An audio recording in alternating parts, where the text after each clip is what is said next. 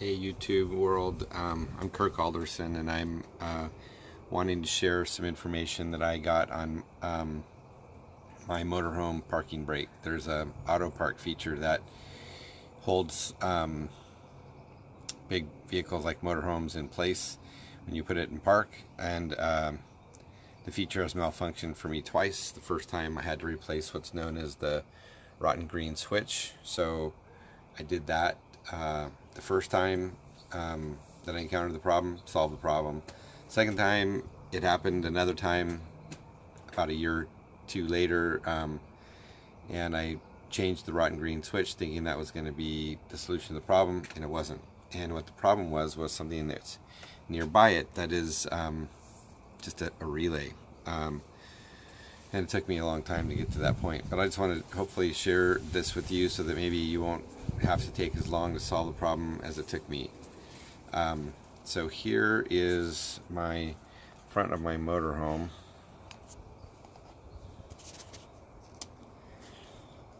Yeah, this is the opening, and that green switch right there is the rotten green switch, and it goes right into that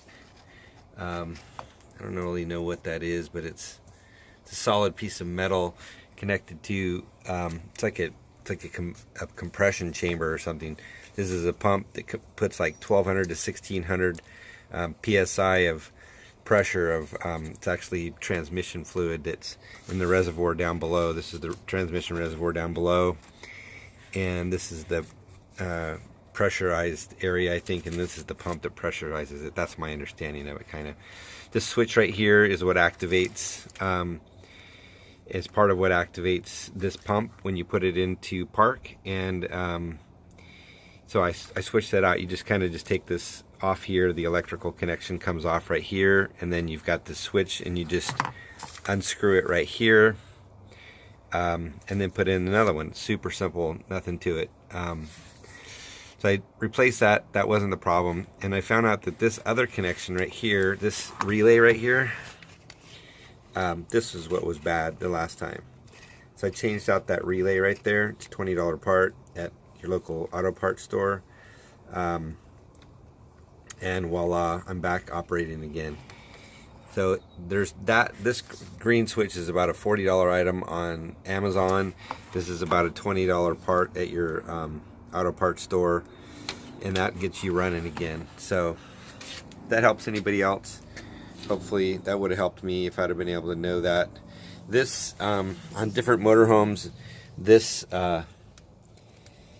this relay may be in a different position. It might be like underneath the coach, underneath. My neighbor said his was underneath his like driver's seat, but mine is located right up here. I have a 2004 Workhorse W22 chassis, and that solved it for me. So